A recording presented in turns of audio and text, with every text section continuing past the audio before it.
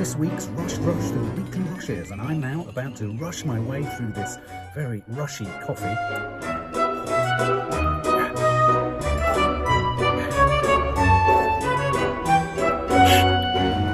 Oh, I've just burnt my esophagus. So, what's happening in the world of movies and streaming?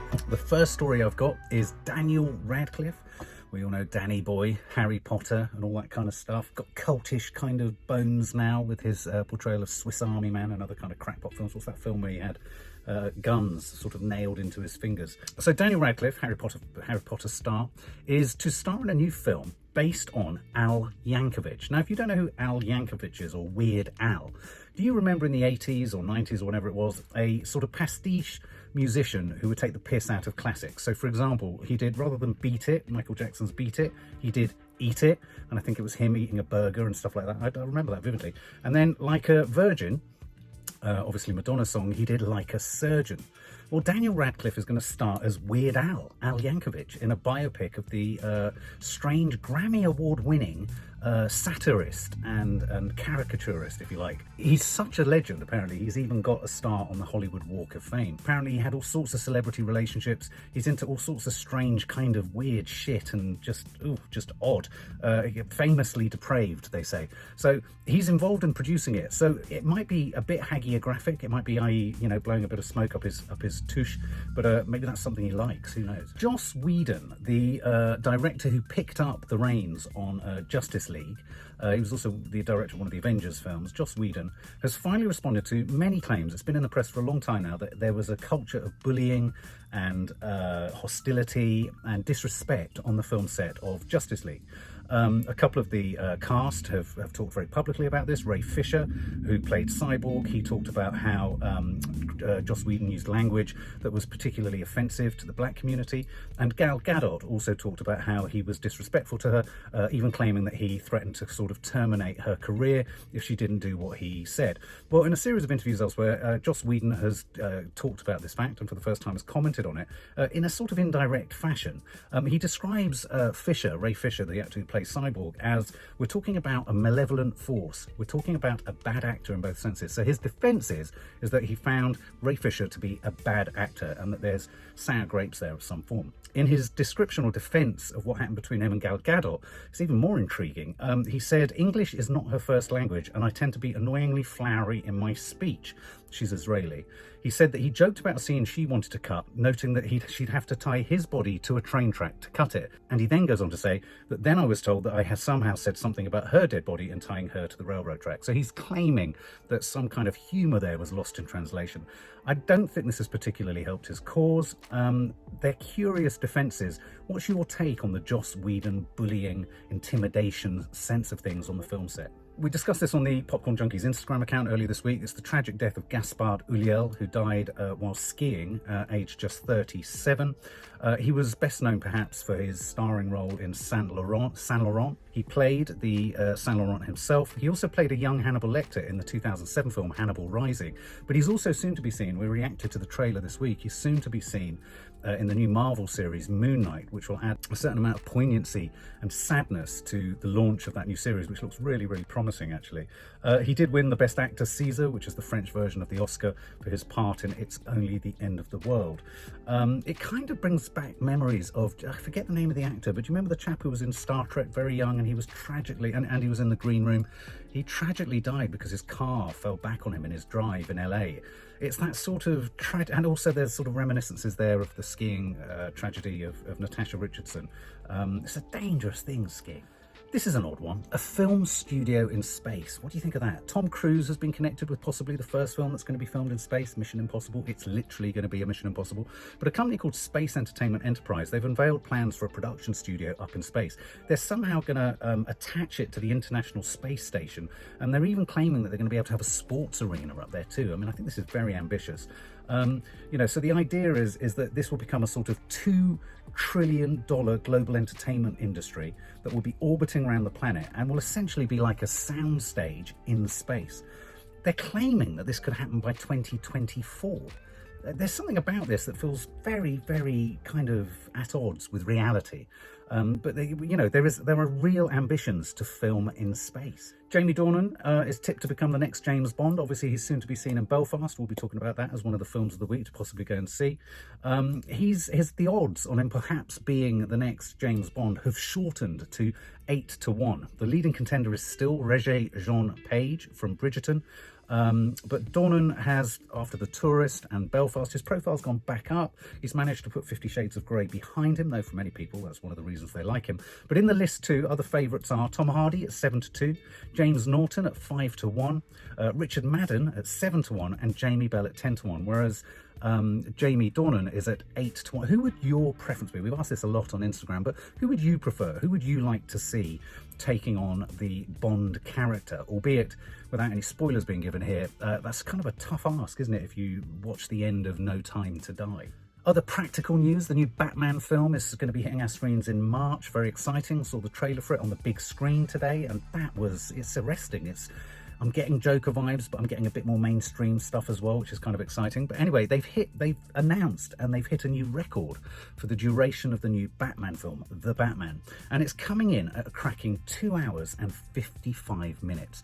It's 6 minutes shorter than Avengers Endgame, but it's the longest film, standalone film that stars Batman that's been made. So, 2 hours, 55 minutes. What do you feel about that? Is that too long? What about old Alfred Hitchcock's adage that a film should only be as long as you can hold your bladder, for the duration of needing a wee, which is why I think 90 minutes kind of is a perfect length. But, for universe creation, to get Robert Pattinson's character kind of going, we've got the Riddler in there, we've got Penguin, we've got Catwoman,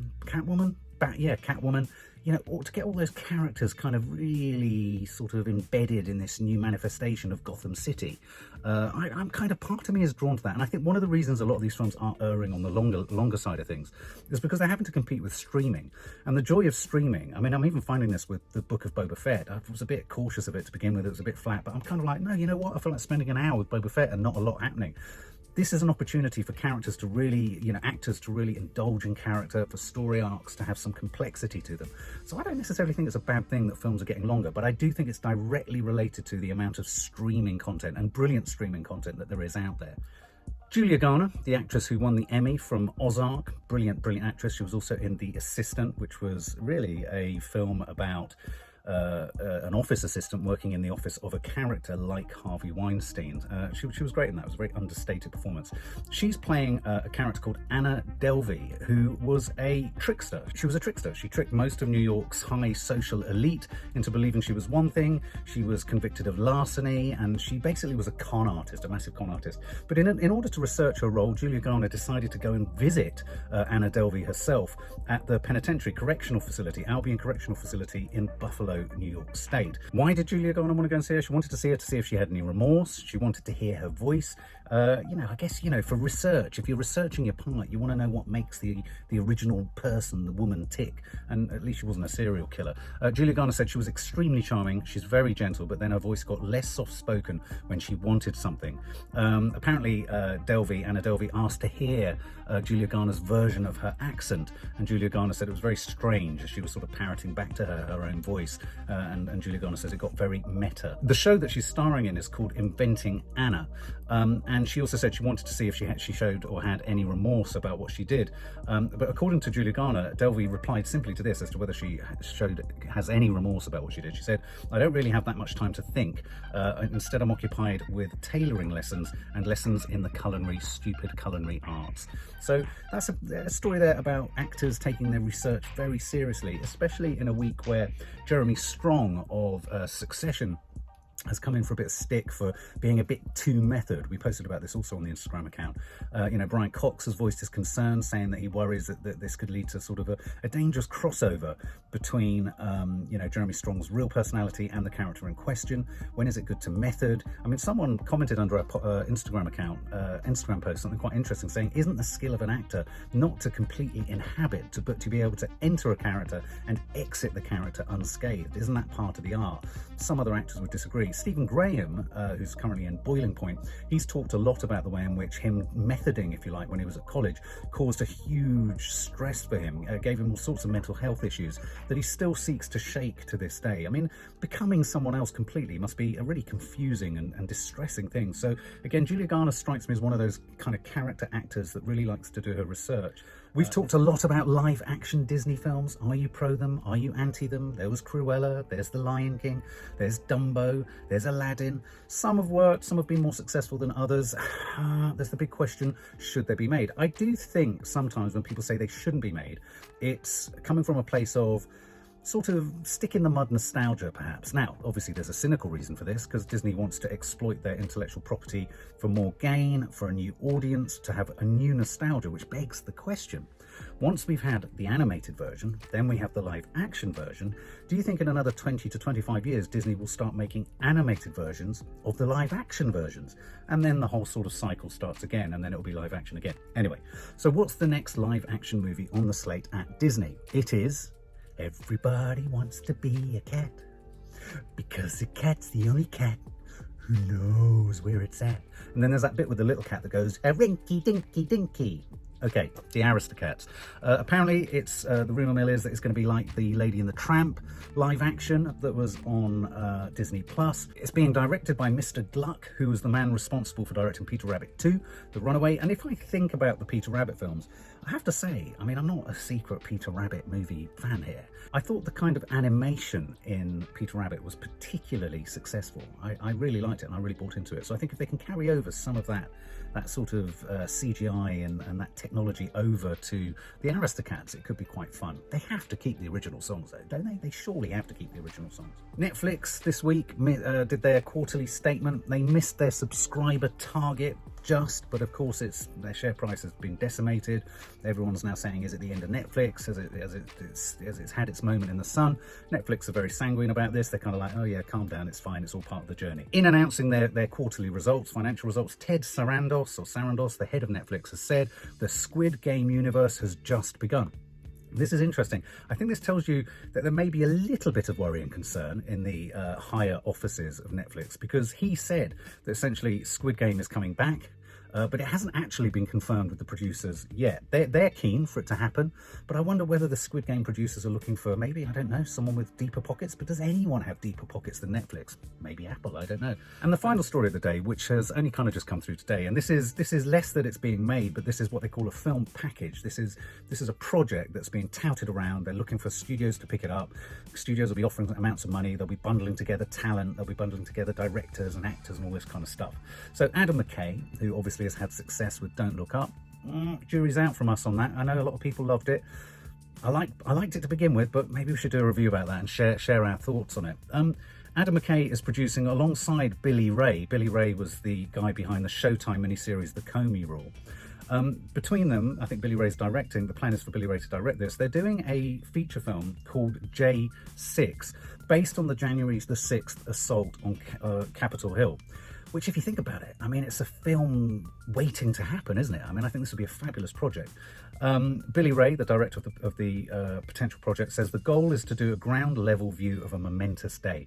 It's about protesters who become rioters, cops who become defenders of democracy. Someone else can tell the story of the chaos at the White House on that day. I wanted to stay in the trenches. So this will be a really compelling film, I think. And obviously with Adam McKay in there as a producer, maybe he's going to co-write it, I don't know. This sounds like it is a hot package. It really is a hot package that is going to gain momentum and I think could make for an absolute killer of a film. Which brings us to films of the week, and the films of this week are Nightmare Alley, which is Guillermo del Toro's new psychological noir horror thriller type thing. It's based on a book by William Lindsay Gresham, a 1946 book. It was made into a film in 1947, but it stars Bradley Cooper, Cate Blanchett, Toni Collette, Willem Dafoe, Rooney Mara, you name it. It looks fantastic. The trailer for it looks sumptuous and slick and what have you. Have to confess though, whilst I was a fan of Pan's Labyrinth, I wasn't such a big fan of The Shape of Water. So I'm hoping it's kind of, I hope it's gritty. I do worry sometimes that Guillermo del Toro isn't gritty enough in his horror or building of suspense. Next up is Belfast, Kenneth Branagh's tone poem, if you like, to his childhood, growing up in Belfast during the Troubles, obviously the Irish problem, Catholics versus Protestants. It stars Jamie Dornan, it stars Catriona Balfe. You know, this looks like an absolutely nostalgic, sensitive. There's the soundtrack of Van Morrison in there. It looks like it's being touted and talked about as a major contender for Best Picture Oscar, Best Director Oscar by Ken Branagh, obviously. And as I say, it's based on his childhood, and it's black and white principally, but the moments of colour I really like. It revolve around moments where they go to the cinema or they see that they go to the theatre. And so in that sense, it's going to obviously allow us some kind of access into the childhood mind and imagination of the young Ken Branagh, but parked within the really quite traumatic setting of Belfast during the Troubles. And finally, another film which might not be everyone's cup of tea, but it's called Mass. Mass as in, sadly, a sort of mass shooting at a school. It's about two sets of parents who essentially are brought together in a church hall. Two of them are the parents of the shooter. The other two are the parents of a son who was killed in the massacre, essentially. Mass plays on the word massacre, shoot plays on the word going to church for mass, and it's an incredibly emotional, powerful, beautifully scripted and just heart-wrenchingly performed film about these two sets of parents trying to find forgiveness, trying to bond, trying to understand, not even to find forgiveness, but trying to understand each other's perspective and understand each other's children. Heartbreaking stuff. We will be reviewing it on the channel, and that's another film that's also available on Sky. It's also available at the cinema. And so that's it. That's the end of this week's Rush through the weekly rushes. Share your thoughts on any of the stories below. For more film and family fun, don't forget to click the subscribe button and make sure to click the bell to never miss an update.